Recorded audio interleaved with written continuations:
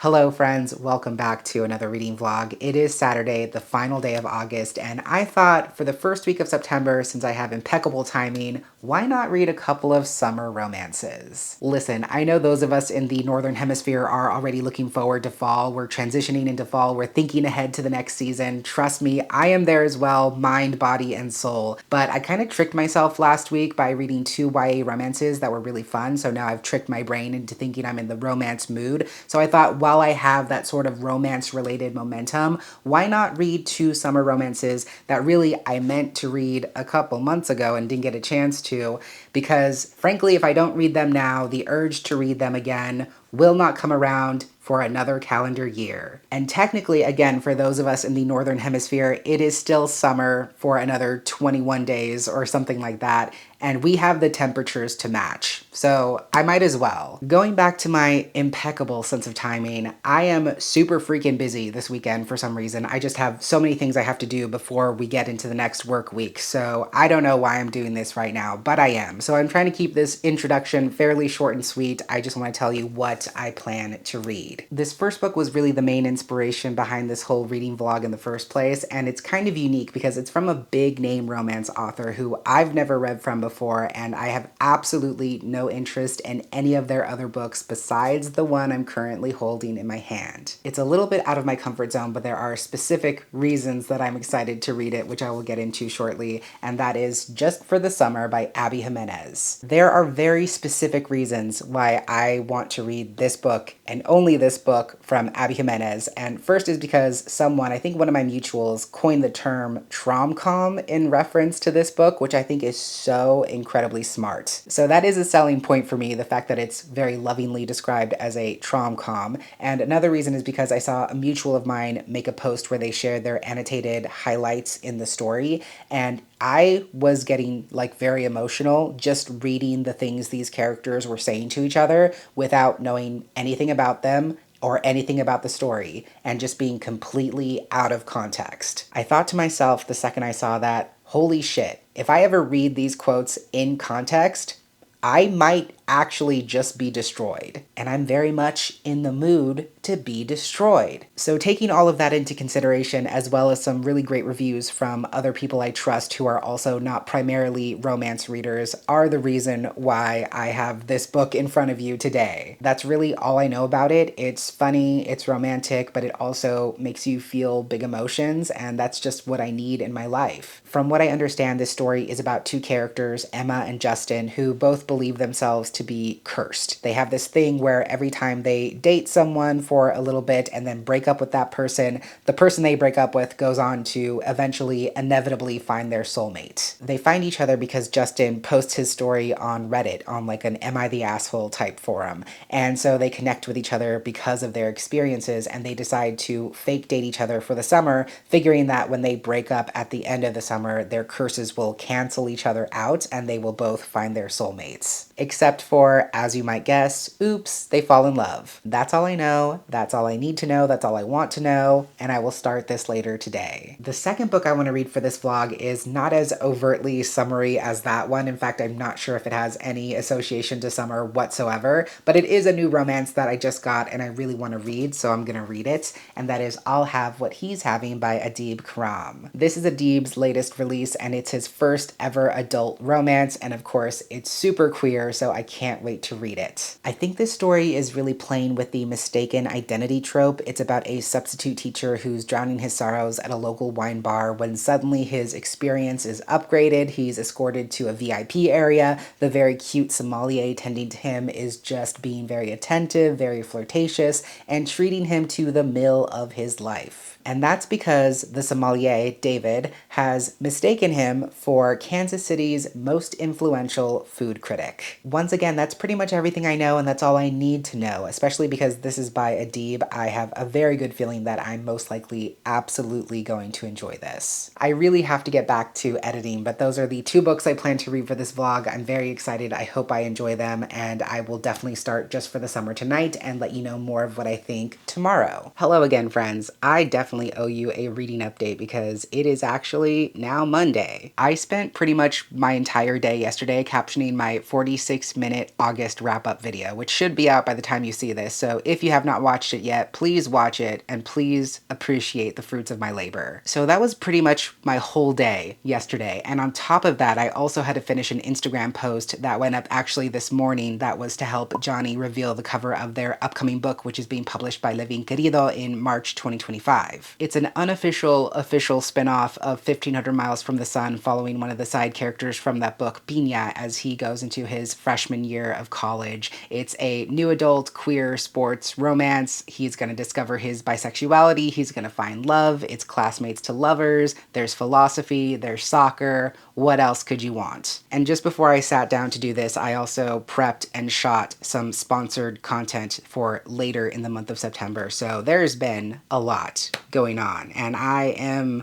tired. But I have been reading, so let's talk about these books. I'm gonna start with I'll Have What He's Having because I'm not as far into this book compared to Just for the Summer. I'm just about 30 pages in at this point at the beginning of chapter 5. And I should have mentioned that I'm reading these in tandem, so you are probably gonna get daily updates for both of them because that's just how my brain is working these days. Also, before I forget, I just realized this the other day, but both of these books happen to be from the Forever imprint, which I'm pretty sure is an imprint of Hachette, and I just wanted to make it abundantly clear that this content is not sponsored, it's not partnered, it's not in association with Hachette or Forever Books in any way, shape, or form. I bought both of these books myself with my own money, and I just happened to be reading them at the same time. But let's resume our regularly scheduled program and get back to this. Like I said, I'm still very early on in this story, so I don't think I have too much to say yet, but I am enjoying it so far. For obvious reasons, pretty much everything up to this point has been set up, just establishing the characters, where they are emotionally, and also the story alternates back and forth between their perspectives every chapter. So even though I'm only on chapter 5, I have gotten a chance to read from both of their perspectives, and it's been nice to get to know both of them. I'm right in the thick of this sort of mistaken identity moment slash meet cute. I do feel slightly more invested in David versus Farzan at this point. Not that it's a competition, and I'm sure we're going to get to know much more about both of them as the story progresses, but I just feel like we know so much more about David already just in a couple of chapters. We know that he manages this swanky new wine bar. We know that he's studying to become a master sommelier. Whatever that is, I know nothing about wine. I know nothing about drinking. I am just pretending. So I just feel like I know him a little bit better because I know what he wants. I know what he's working towards. I know what drives him. I know what motivates him. And I just don't know that much about Farzan yet, besides the fact that he had a disastrous date in the first chapter and actually kind of a breakup. So he's just really an emotional mess at this point. But my hope and my instinct is that because this mistaken identity thing is happening so early on in the story, that means that there's going to be a lot of space for even more things to happen with these two characters that might not even be outlined in the synopsis. So I'm very curious to see what the story does with both of these characters after we get past this initial hook of the whole mistaken identity thing, and I will definitely be reading more of this today. Now let's talk about Just for the Summer, which has actually so far been a very pleasant surprise. I'm getting through this one so much more quickly than I thought I would. I'm actually ahead of schedule for where I'm supposed to be for today because yes, I do have a daily reading schedule breakdown for this book because it's the longer of the two, so I wanted to keep myself on track. But so far, I haven't really needed it because, like I said, I'm ahead. I'm really enjoying this so far. I was instantly charmed from the very beginning of the story, from that very first chapter when the characters meet over this Reddit post and start messaging each other. They just had this instant chemistry that is so easy and real and fun and just immediately made me as the reader feel safe. So from the very beginning, they have this really strong bond with each other as genuine friends, not even necessarily in a romantic sense, but obviously they are leading in that direction. And it's just so wonderful to see them interact and connect with each other. Every time they speak with each other, it just feels so natural and so right. So I really like that. I like like that both characters feel incredibly safe with each other, and every time they connect, it's a feeling of genuine joy for both of them. 150 pages in, and we have definitely been introduced to some of the emotional wrinkles, as I like to call them, the emotional complications. Both of these characters definitely have mommy issues, so if you have any of those yourself, maybe tread carefully in that regard. Both Emma and Justin have incredibly complicated relationships with their moms and with their past. That much is very evident so far, even though both characters aren't at a point where they actually are ready to confront those emotions yet. Both of them are very much focusing on breaking this curse, exploring this relationship, desperately trying not to fall in love with each other, even though they definitely will. And it seems like right now they're both using this relationship as a point of escapism, as a sort of distraction, so that they don't have to deal with these other very serious emotions happening in other parts of their lives. I'm very invested so far, and I feel like this story is going to eventually explore how both characters can't neatly compartmentalize these two emotional parts of their lives like they're currently trying to do, because that is just not sustainable for so many reasons. That's just my prediction, or maybe my projection at this point, so we'll see what happens. But like I said, this has been such a sweet, endearing, funny, charming romance so far, and yes, there are emotional things happening in the background that are being set in motion as promised, but I still have a really good feeling about this so far at this point. So that's pretty much where I am with both of these books at this point. I'm gonna go downstairs right now actually and get some well-deserved rest as I read some more of I'll Have What He's Having. So I'm gonna do that, and I'll check in with you later. Hello friends, it's Tuesday, and I've made pretty good progress in both my books, so let's chat. I'm gonna switch things up and talk about Just for the Summer first. At the risk of sounding redundant, I'm just really enjoying this so far. The connection between Justin and Emma is just so delightful. They have the absolute best banter. I love reading when they're interacting with each other, and I just really love their relationship. I also just realized that this story has the he falls first trope, which is one of my favorite romance tropes, and yes, it is incredibly unnecessarily gendered. We really should have a neutral version of that trope,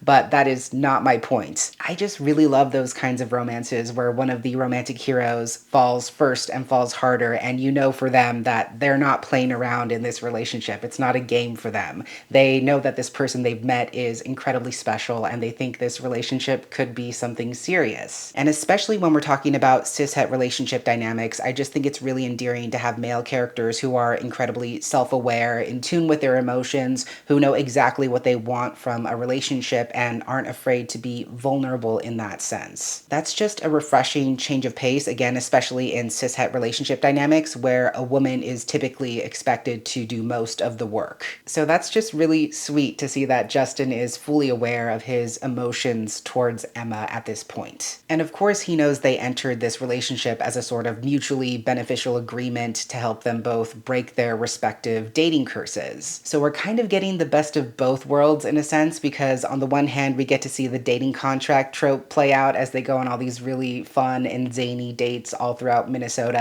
but at the same time for Justin, he's kind of working against the clock because he's trying to make Emma realize that what they have is more than just a fling before their time runs out. As far as the emotional side of things, I think Emma is just a really tough nut to crack. She is absolutely in denial that her mother's reappearance has caused her childhood trauma to resurface in any way, and she is just too good at compartmentalizing all her different feelings. So it makes a lot of sense that even though she's very obviously into Justin, she's not allowing herself to go there emotionally because she's become too good at separating her personal inner self from the things she's experiencing on the outside. And it's fascinating to have this character who's so incredibly empathetic and kind and mindful, so thoughtful, and always caring about the people around her, always attuned to what the people around her really need, but she doesn't always know what she needs herself. And despite the fact that she's so incredibly kind-hearted and an undisputably good person,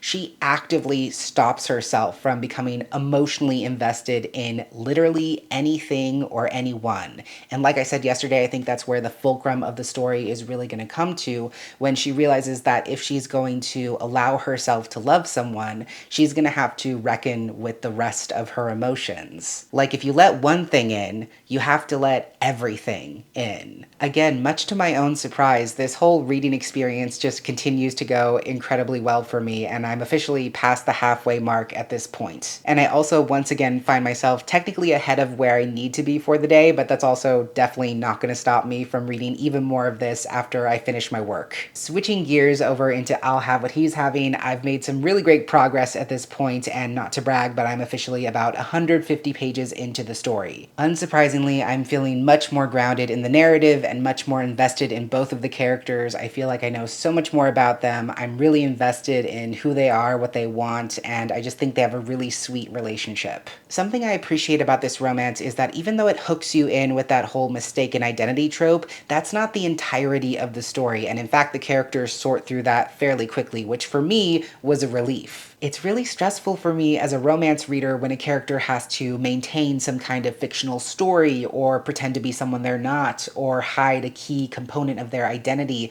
just to have a chance to pursue some kind of romantic relationship. Because the truth inevitably comes out, and then all of that careful relationship building is undone, trust is undone, and it's just stressful to read because you're always waiting for that shoe to drop. So I'm actually really glad the characters squared that away right off the bat, because that gave them a chance to connect with each other as humans, as the people they truly are, and then they're able to form an actual genuine friendship, although it's a somewhat unorthodox friendship from there. So as predicted, the whole mistaken identity thing was more of a meet-cute opportunity for the characters to meet one another in an interesting way, and now we're getting into what the story is actually about. Like I said last time, David is studying to become a master sommelier, and Farazan's parents actually own an Iranian bistro, but they're ready to retire and they're planning to sell the restaurant, but Farazan doesn't want to see that happen because it's actually become a huge pillar of their Iranian community.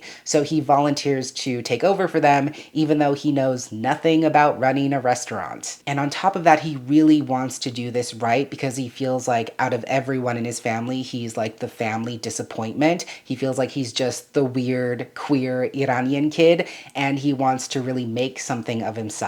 So the real bulk of the story is actually, coincidentally, somewhat of another dating contract. Even though they both thought their initial hookup was just a one-night stand, they run into each other again and come to an agreement of sorts. They agree that Farazan will help David study for his test, and in exchange, David, with all his hospitality experience, will help Farazan learn how to successfully run a restaurant business. And if they happen to, let's just say, de-stress together from time to time in the process, whatever happens, happens. So it's this really sweet and funny romance so far about this friends with benefits situation gone horribly wrong because Farazan, of course, wants something much more serious with David, but David is determined to only have a fling that's going to last him until he passes his test. I really like that there's commonality between the characters in the sense that they're both desperately trying to prove themselves, but they're going about it in two completely different ways. David is so focused on becoming a master sommelier because once he does, he'll be able to work in higher paying restaurants and get paid so much more than he currently is, and for him that higher paycheck is the definition of success. And Farazan, like I mentioned, feels like the outsider in his family. He feels like he's the only one of his siblings who hasn't accomplished something incredible or amazing, and he really wants to prove himself by maintaining his family's restaurant and their legacy and his community's legacy, and he feels like if he can do that, then he can finally be considered a success. So even though there is this fun, sexy sort of friends with benefits situation going on, there is something more emotional at stake for both characters as well. And again, even though they are romantically and physically attracted to one another, they're also just really genuine friends, and it's nice to see them become friends before they officially become romantic partners, as I assume they will. So basically, I can report that I'm also very much enjoying my time with this. So those are my thoughts for today. I do have to do a little bit of work right now, but after that, I will immediately be diving back into these. So I will check in with you tomorrow. Hello, it's Wednesday. Yes, I am currently sitting in my kitchen today because would you believe it if I told you there's a repair crew in the street outside trying to fix a broken water line, and both my bedroom and the office happen to face closest to the street. So this is where I am today. But more importantly, serious progress has been made. Things have happened in these books, and I just need to talk. I'll flip-flop the order again and start with Just for the Summer this time. I am once again way ahead of where I need to be compared to my daily reading schedule. I think I'm over a day ahead of where I should be at this point, but I am not mad. I'm about 100 pages from the end, and I am terrified because I don't know what to expect. I feel like I'm being lulled into a false sense of security with where I'm at in the story right now because things are going surprisingly well for the characters, despite the fact that some emotional revelations were had and it seemed like things were probably going to fall apart, but miraculously they didn't.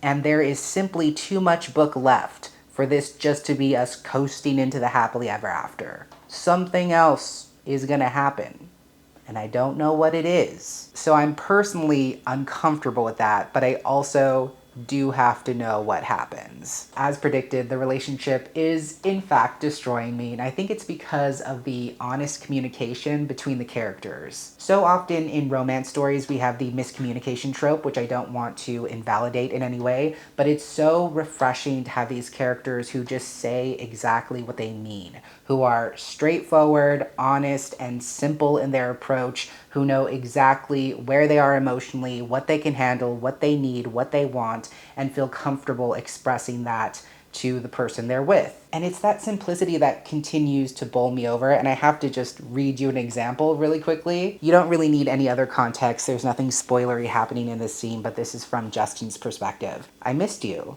I said, talking to her but looking at the oatmeal. I don't know why I bothered to say it. She'd made her position on our relationship pretty clear. But for some reason, I needed her to know it anyway. Maybe because her truth was hers and mine was mine, and I missed her and deserved to say it out loud. The simple truth and the earnestness contained in that passage caused me to not be able to function for at least 5 minutes straight. There's profound truth about both of these characters' experiences that's being communicated with confidence and in a way that's very straightforward and doesn't leave any room to doubt these characters, even though they're still struggling to figure out what they really want out of this relationship and whether they can make it work. They're both going through their own things, but it's very clear how they feel about each other and how the other person makes them feel about themselves. And something else I appreciate about this story, and I apologize if I'm not able to articulate myself effectively on this point, is that while the story does confront traumatic experiences and feelings, it doesn't force the reader necessarily to sit through overtly traumatic experiences. I know I talked about how this story being lovingly referred to as a trom-com was a selling point for me, but at the same time in the back of my mind I was a little bit worried that the trauma would be overwhelming and would overpower what was happening with the character development and romantic development. So it's been nice to see how the story does make space for engaging with traumatic histories and also healing from trauma, especially as a way to form better relationships with the people around us and with ourselves. And at the same time, holding the proper weight for those experiences without subjecting the audience to gratuitous trauma in the process. And listen, I know I could be completely wrong about that still. I know something incredibly triggering could maybe happen in these last 100 pages. I really hope it doesn't, but it could. So I might be taking that back tomorrow, but that's just how I feel about the story at this point, and we'll have to see how it ends. Now that I'm holding up I'll Have What He's Having, something in the back of my brain is telling me that I didn't actually flip-flop the order of the titles. I think I just talked about them in the same exact order as I did yesterday. And that's okay. I made some serious progress in this between yesterday and today. I think last time I told you I was 150 pages in. Now I am officially past the 300 page mark and I have less than 50 pages left. Fun fact, I slept like shit last night. I woke up at like 3:30 a.m., could not get back to sleep no matter what I did. So I was like, if I'm gonna be up, I might as well read something and enjoy myself. And this book was terrific company. It's kind of funny because the initial through line for this vlog, like the inspiration behind making it, was just to be reading romance books, and I really just chose 2 books at random. But the more I read through both of these, the more I realize that they weirdly have a lot in common. They both definitely play with the dating contract trope. They both start with an unorthodox meet cute situation for both of the couples. They're both he falls first romances, and both couples in both of these books are dealing with a ticking time bomb sort of deadline situation in their relationships. These two have to figure out what the hell they're doing before the summer comes to an end, and these two have to figure out what the hell they're doing before David takes his master Psalm test at the end of the year and maybe moves away forever. But getting back to I'll Have What He's Having, this book has just been an utter delight. I did talk about this yesterday, but I really like that the mistaken identity thing was just a red herring for what the story is really about, because now that we're further into this relationship, it's kind of turned into this foodie, friends with benefits romance, and I just think that's so fun. And it actually occurred to me just this morning that this book is basically secretly a modern day Achillean AU of My Big Fat Greek Wedding. And that's not even a stretch. That's not me reading too far into things, because they literally watch My Big Fat Greek Wedding at the beginning of the story, and they reference it multiple times. And if you don't know My Big Fat Greek Wedding, my heart weeps for you, because that is peak fucking rom-com. It is the best. Like, Farzan is Tula in the sense that he's been raised from birth in his parents' ethnic restaurant that's a pillar of the community, and now he's being taught how to take it over himself, and also he's been steeped his entire life in this loud, bustling, noisy, loving Iranian community that he both loves so deeply and also resents sometimes. And David is basically Ian, except he's not a teacher, he's a hot sommelier, and instead of dating each other, they're basically fooling around and trying not to catch feelings, and doing a pretty bad job of it, if I might say so myself. It's not like a one-to-one retelling of that story in any way, shape, or form, but once that finally clicked into place for me, I loved it even more than I already did, because I love that movie so much. This story also has a pretty high heat index, and I think that's interesting because it's way more steamy than Just for the Summer, and I thought it would be the other way around, but I actually don't hate that it's on the spicier side, because it gives the characters the chance to explore physical intimacy in a way that feels real. The two of them have undeniable chemistry together, so obviously when those moments are happening, you feel the emotions they feel and the physicality they feel in that moment. But at the same time, I love that those moments leave space for discovery and even a little bit of awkwardness. Especially for a queer romance, I feel like it's so important to have those moments of intimacy like the ones in this story, where the characters aren't just going through the motions in a way that's seamless, perfect, picturesque, and just the Hollywood ideal version of what intimacy can look like, but rather asking questions and doing weird things and being awkward and figuring things out as they go. When you're getting to know someone new in that way, that's just the reality of what happens. So I really like that this story doesn't smooth away those rough edges. And like I said yesterday, I really appreciate what the story is doing thematically, in the sense that both characters have these very strict visions of what their own success can look like,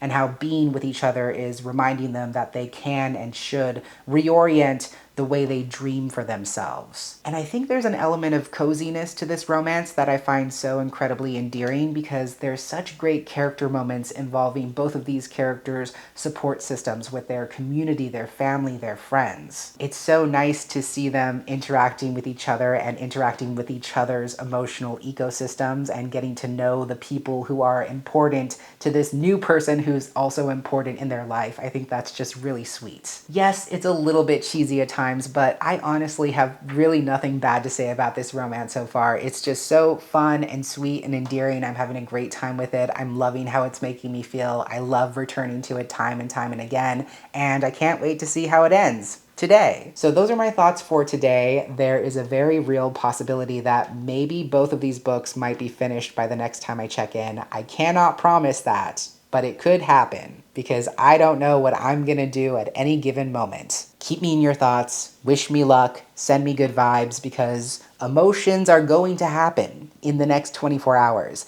and I'm not gonna like it, but I'm also very much gonna like it. So I just need all the good vibes I can get. Hello and happy Thursday, welcome back. I'm here to officially report that I did finish both Just for the Summer and I'll Have What He's Having yesterday, and they were so wonderful, so let's talk about it. Today, for real, I'm actually gonna flip-flop the order of the books and talk about I'll Have What He's Having first. Let me just say, I finished this one kind of in a haze because I read the last 40-ish pages of it, and then I took the unholiest nap of my life. But I do remember what happened, and I do remember that I liked it. I just think Adib is such a tremendously talented author. I love him so much. I love his voice. I love his sense of humor. I love everything he stands for. And I think it's so great that everything he can offer in the YA space, everything he's been doing over the years in the YA space, is exactly what he's bringing to his adult romance. Obviously, just with more mature themes and much more spice. He's just so good at writing these heartfelt and thoughtful coming of age stories, and even though the characters in this story are like in their mid 30s, they're still coming of age in a lot of ways. So everything we already know and love about Adib's writing is absolutely transferable into his adult romance, and I just thought he did such a great job. I touched on this earlier in the vlog, but I love that both characters in this story have a sort of similar character arc they have to undergo. Not only do they have to reevaluate their own ideas of success, but they're also just looking for someone who believes in them, full stop. And I love that they're able to be that person for one another. Like, they weren't meant to come into each other's lives to try and derail their lives or get them to change themselves completely, but rather just fully believe in what the other person is doing and what they want to do and standing behind them 100%. It's not about finding someone who knows better for you or someone who's going to hand you all the answers in your life, but rather is like, I trust you to be in the driver's seat of your own life, and I'm going to be in the car right with you. And besides the characters and the great romantic chemistry, the fun and the banter, all that stuff, I think what I really enjoy about this story is that it's challenging this idea of individualistic success, that I have to achieve incredible things and I have to achieve it by myself. Especially in Western societies, especially here in the States, that's a huge mindset that's ingrained into our culture. This idea that we have to do these incredible, mind-blowing things and we have to achieve them all by ourselves and through our own hard work, very much a bootstrap sort of mentality, or else it means nothing. And I love that both characters in this story are actually learning how to find support and solace not only in their respective circles, but in their community as a whole. I fully just knocked my tripod, so if the angle's slightly different, oh fucking well. The power of community is so incredibly beautiful, important, sacred. I believe that to be true. I know that to be true. I have been the recipient of so much incredible community love throughout my life in so many different ways. So getting to see these characters finally connecting with their communities and letting other people take care of them and caring for other people in return is such a beautiful thing. This idea that we absolutely have to succeed at the highest level in anything we do at any time and know exactly what we want and what we're capable of and what we're going towards from the moment we set foot on earth, and that we have to do it entirely by ourselves and suffer the entire way, is such a toxic mindset. So I love getting to see the characters undo that mindset. This has just been such a pleasant surprise, not because I ever thought that Adib wouldn't be able to deliver, he always does, but just because when the story started I didn't know how I was going to feel about it or how it was going to go. And I love how in the beginning I said I didn't really know Farzan, I didn't know anything about him, I didn't feel connected to him, and the more we started to get to know about him, I was like, oh, this is a little bit too real, isn't it? Overall, I just think this is such a fun, heartfelt, thoughtful adult romance that hits all the right notes. It's also incredibly well balanced in the sense that the story is able to explore all these fun, romantic tropes. It's steamy, it has those genuine emotional dynamics, and also lots of fun food-related puns and wine-related metaphors for the relationship, which I quite enjoyed, even though I know nothing about wine. So I just really enjoyed this. I honestly really have nothing negative or bad to say about it whatsoever. I did note that it is occasionally a little bit cheesy, and I do think the characters get a little bit soapboxy, especially towards the end, but I won't say that's something that makes or breaks the story. So for me, this was still a very strong 4.75 stars. And yes, I am sticking to 4.75 stars. That's what I gave it on Storygraph. So that's the truth. Next, we can wrap up Just for the Summer, which I also very much enjoyed, and as predicted, that last 100 pages went some places. But you know what? I'm gonna double down. I'm gonna stand by my assessment from yesterday and say that I still think that while the story does engage with traumatic experiences, traumatic history, and the weight of trauma itself, I still think it doesn't subject the audience to gratuitous amounts of firsthand trauma in order to explore those things. And I really do respect that about the story because I don't think you need to like trigger your readers and your audience just to get a point across and to be able to explore and make space for all of those things. And granted, if you yourself has experienced anything even remotely close to what Emma has gone through with her mother, whether that's child neglect, child abuse, abandonment, manipulation, flightiness, the list goes on, then yes, this book might be incredibly triggering for you and you should definitely take that into account. Thankfully, I've never had those experiences myself, so personally I was still able to engage with those ideas in the story without feeling like the trauma presented and explored in the story was overpowering or overbearing what the story was ultimately trying to accomplish. But again, depending on your own experiences, limitations, or potential triggers, your mileage may vary in that sense. I've said this from the very beginning, but Emma and Justin have a really beautiful connection and a beautiful relationship, and I loved every chance I got to read about them being together. And so seeing the way they handled everything that happened in the last part of the story just ultimately made me respect their relationship that much more. I've also talked about how I really appreciate these characters for their honesty, for their ability to be forthright in even the most difficult of situations, for their self-awareness, especially in regards to where they are mentally, what they need, what they're able to do or provide in any given moment.